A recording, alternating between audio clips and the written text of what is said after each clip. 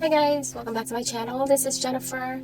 Thank you for being here for another episode of me just sharing my experiences, and today I will be talking about how you should keep everything private in your life, why it's important not to tell anybody anything about your life at all under any circumstances, whether it's family, friends, your partner, anyone, because at any point in life they can use anything and everything against you. Your friend today might be your enemy tomorrow. In my case, it had to be my own flesh and blood. I never knew that the same people I live with, that I share everything with, are the same people to go after me.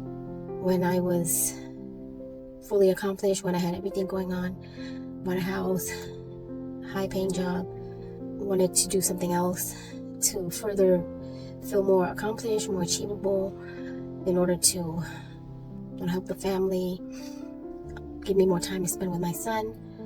But when I shared all that, all of my aspirations, all of my goals, what I wanted to achieve and how, it only attracted envious spirits or jealous spirits. So it only just attracted all this bad energy. Even though they were closest to me, their worst came out, and greed just took over pretty much. When it comes down to it, nobody in life wants you to be better than them, unless, there are good people out there. If you have somebody that's really true to you, that's very trustworthy, treasure them, cherish them. But still, if I had to do it again, I would not say anything to anyone about anything that I'm doing, about anything that I have accomplished, about anything that I will be doing. You have to do that for your own protection. In my case, I was so naive. I completely just shared everything with everyone, thinking that everybody wants the best for me and my family, wanted the best for others. I shared my struggles, I shared my accomplishments, I shared my goals. And what happened was they got together, conspired against me to destroy everything, destroy my whole life, to make sure that I do not succeed, that I do not become better than them, and actually stole my idea of, how I wanted to become wealthier and better financially stable, more financially stable. They used a method that I was going to use to become more financially stable in order to spend more time with my son and earn passive income. And what I wanted to say is that when you tell people your private things about life, when you tell people about your private life, your goals, ambitions, troubles, you are essentially educating, training your enemy. You're giving them a free training on exactly how to destroy your life, how to take away everything from you, what they can use against you when the right time comes. And I never knew that. I knew that evil existed and that people do evil things out of greed, out of jealousy, envy, but I never thought that it was in my own family. I never knew that these are the very people that turned on me. And even the very person that brought me into this life was always saying, life is hard. And she was just pretty much tired of seeing me happy, because I went through a lot of schooling. 4 years for my bachelor's, and then another 3 years for graduate school, 7 years. I had no breaks, no life for a long time. So when I was struggling, when I was working hard toward achieving my career, people were having fun. And they didn't think about all the struggle that I went through, all the work that I had to do to get where I was, to achieve what I had. They just saw me living the life that they wished they had, having all the money in the world, just to eat whatever and go wherever I wanted, travel, just having fun. I guess they wanted a part of it. They wanted me to take care of them in a way where I wasn't doing. I was called an ungrateful person, because I guess I wasn't giving back to my family the way that I should have. For them being there, for them co-signing for my loans, for my mom all these years taking care of me as her child. And they saw that as betrayal, I guess, as being ungrateful. And now me and my mom never got along. I didn't really say anything nice about her because honestly we didn't get along, and she did a lot of things that made me feel like I wasn't accepted, that I was different, I was the black sheep of the family. I didn't receive the same amount of love or attention as the other kids, and I was honest about that. But to her, that was a form of disrespect, that, you know, I'm being ungrateful because she's my mom, she took care of me, I should be speaking kind words about her, and I know I should have, but you know, I'm not a perfect person, and I know that other people talk about their family members too, but it's, for me, it was from a place of hurt. It wasn't from a place of, you know, I want to get her back or get revenge or do something. I mean, at the end of the day, she's still my mom, and I would never do anything to hurt her other than express my anger or my resentment towards her for not treating me the way that she treats the other kids. Like in high school, growing up, you know, when I lost weight, I was called a crackhead. Instead of saying something else or trying to help me, I was called a crackhead. But when someone else loses weight, it's, oh wow, like you look so pretty. You know, girls, everybody wants to lose weight. So I was always self-conscious. And when I grew up, as I got older, whenever there was, like in high school, I never got to use the internet as well because my friends were labeled as gangsters, that my friends were bad, that I had bad influences all over the place, that I shouldn't be hanging out with these people. I dyed my hair. That was a sign of being a gangster, I guess. And so anyone who called me, any one of my friends that called my house, they would be greeted with the F word, like F you, and the phone hangs up. Like those just smashed the phone, and that was it. Whenever I wanted to use the internet to chat with my friends, it was, oh, we don't know the internet. No, we don't know the password. We don't have the password. So they would only give the passwords to each other, but not to me. And that was the case. I went to college. I didn't even talk to my mom because I got into a fight with one of my sisters. Of course, my mom held me down because I was trying to chase her to hit her back after she hit me first. I don't know what it was about, but I remember chasing her, and my mom got a hold of me, held my toe down, held me down for 30 minutes. And my toe got twisted so bad, it was hurting for a long time. I remember I couldn't walk for months, and it finally healed. But you know, the pain was still there for a while. And I never, talked to her after that because I guess she told everybody that I slapped her for some reason. Which, I mean, I would get mad at my mom, but like I would never be as disrespectful enough to slap her in the face. I mean, I would let her slap me, but I wouldn't do that. Even if she slapped me, I would just block her hand, and that would be it. I know that kids in my family that have hit my dad, and nobody said anything about that or called that as being disrespectful. So it was that type of thing. And throughout college, I didn't get to go to the college that I got into or the university that I got into. I wanted to dorm with my best friend. I had to listen to my parents and stay home to commute to another university, so I had to do what they said. So I had to part ways with my friend. Throughout college, she never spoke to me again after that incident with my toe. So we didn't speak for 4 years. Every day I would go to school, go to work, go home, go straight to my room. Nobody would acknowledge me. It's like I'm invisible, pretty much. It's like I come from a family of 9 kids, so 11 people total, yet I felt so alone. I never had anybody in my life. My little sister would come in my room and bring me food, and they would eat at dinner outside together as a family while I was invisible. I was just by myself in the room crying. So I would slowly try to work more or hang out with my friends more, stay out at my friend's house or study at school in the library till late hours, sleep over at their place. And that was it, just to try to not have to come home and go through the silence. But my mom was silent with me for those whole 4 years of college.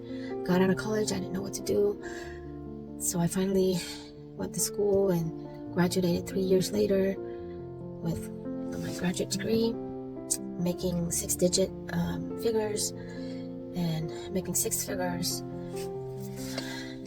I was able to do good in my career. I actually moved out of town. I mean, when I was out of town for 10 years, those were the best 10 years of my life. My life was just so peaceful, away from the family. I had friends who were like a family to me, who really cared about me. I just hung out with whoever from work, from wherever I meet, church, or just hanging out, meeting new friends. That was my family pretty much, but I felt like they really supported me, lifted me up to become or to function at my highest potential, to be at my best. And after I was so successful, making good income, being happy, traveling, purchasing a house, getting everything paid for, then something happened, and it's something private that involved me, my husband, and my son. Of course, I told my little sister, she told the family, they got involved, offered to help. And after 2 years, everything was fine. I decided to come back to my hometown to be close to my family.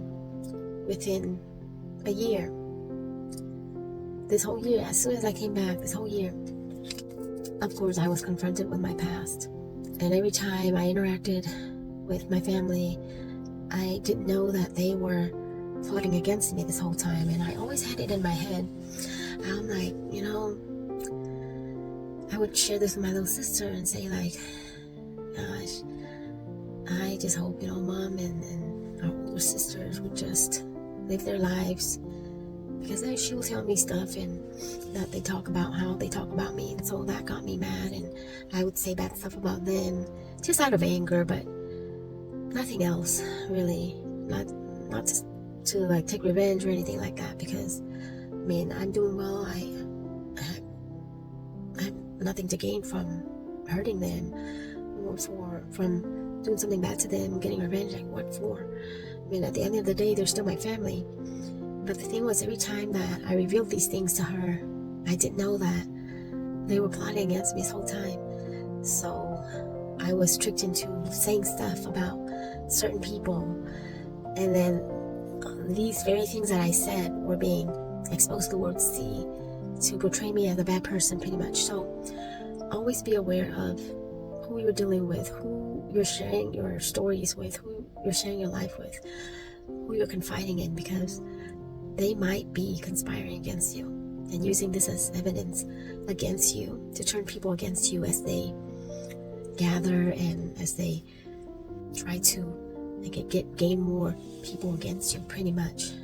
And I never knew this actually until it was too late. And this whole time, this was being shared to relatives and family members.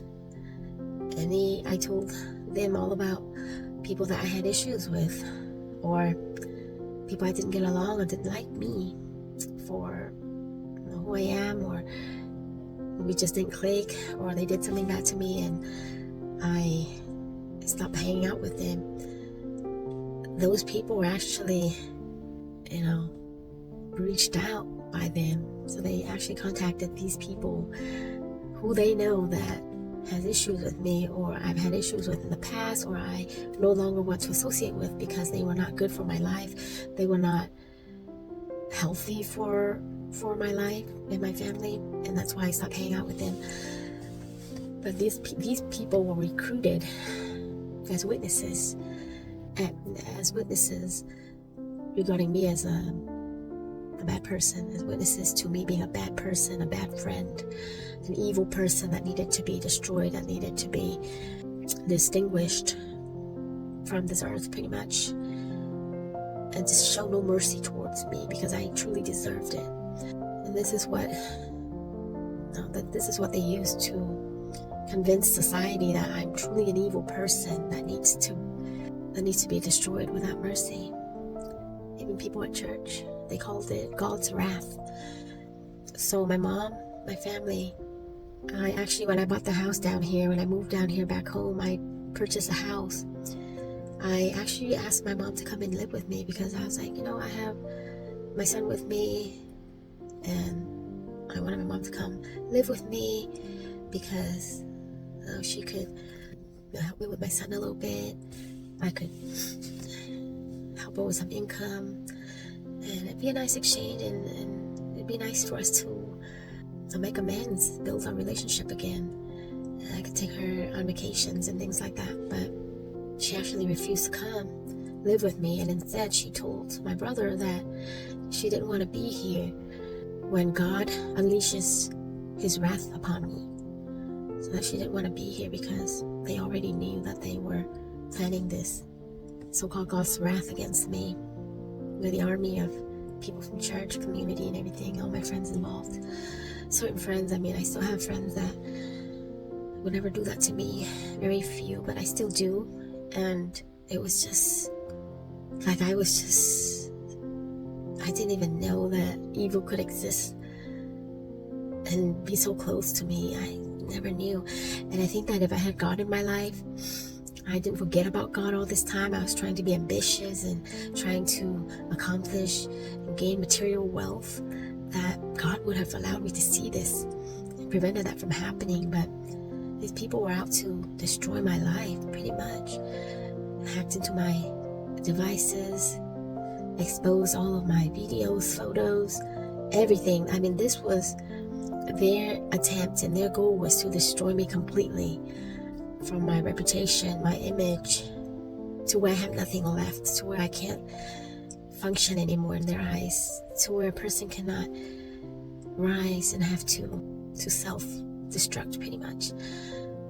But when all this happened, and they went after my work, every day was a complaint, every day was people come and yell at me for no reason, and it was just non-stop, relentless. Actually followed me around all over town. If there's a road that I travel on every day, there will be cones set up, there will be the railroad tracks, will be non-stop crossings. Like railroad crossings will be non-stop. As soon as I get there, there's a crossing. As soon as I reach a red light, they'll turn it yellow. It's kind of like that, whatever they can do to make my life miserable. And at first I was so scared. I was like, oh my God, like I thought I was being, I was in danger from gangsters or whatnot, like the mafia in a sense. And I'm like alone. I just have my son in the car. So I was really afraid. I didn't know what to do. And this whole time I was telling my family all this and thinking that they were helping me, but I was just telling them exactly what they needed to know so that they can further intimidate me and make me feel miserable, I guess. Further create misery in my life, further destroy my life, create destruction. And this whole time my mom was just laughing. They scammed me and everything. This is not something simple as you think. They made it to the point where I can't work, and it was all kinds of stuff. Even now, I'm not even kidding.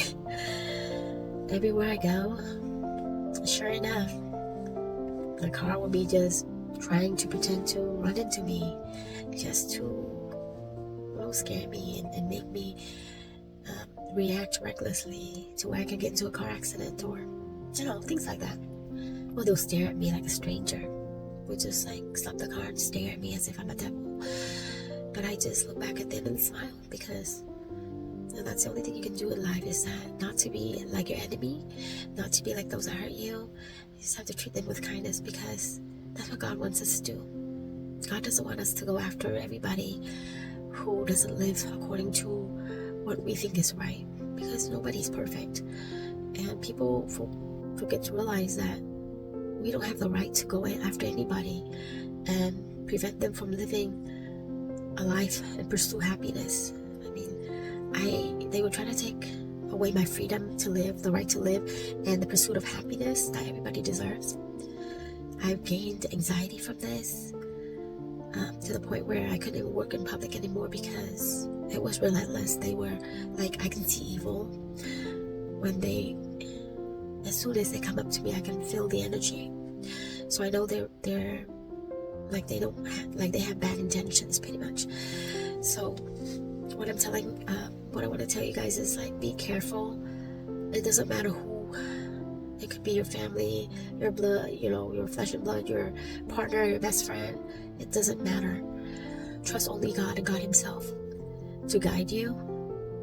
Don't give away anything, any of your secrets, any of your goals, your aspirations, anything at all that they could use against you.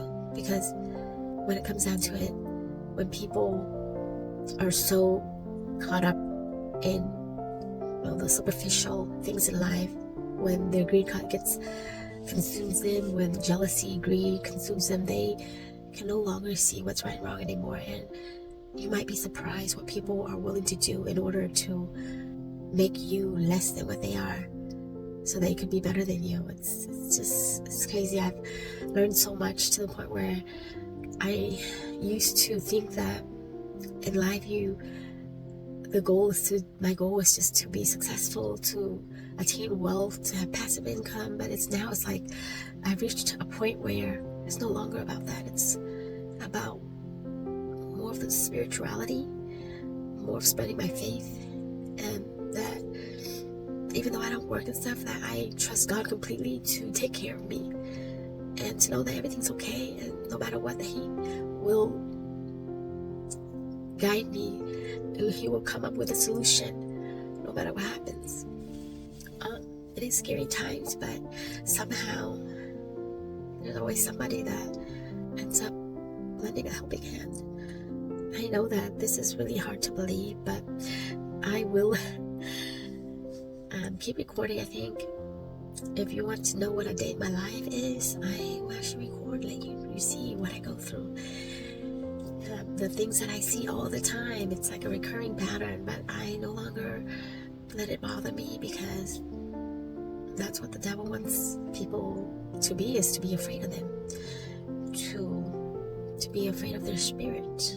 But for me, my spirituality has evolved so much that I've learned not only to know who I am and what my purpose is in life, but to know that God is more powerful than anything on this earth, and that He will protect me no matter what happens. And evil, the devil, can work through anybody he chooses who are not strong enough to turn away from greed, from the things that will cause you to do evil. And I just want you guys to realize that, don't tell anybody anything, because you are teaching them, you are training your enemy how to best destroy your life. So take care and continue to support each other, to grow from each other, to learn from each other, and to keep our stuff to ourselves. Keep your lives private. Nobody needs to know. Just you and God, that's it.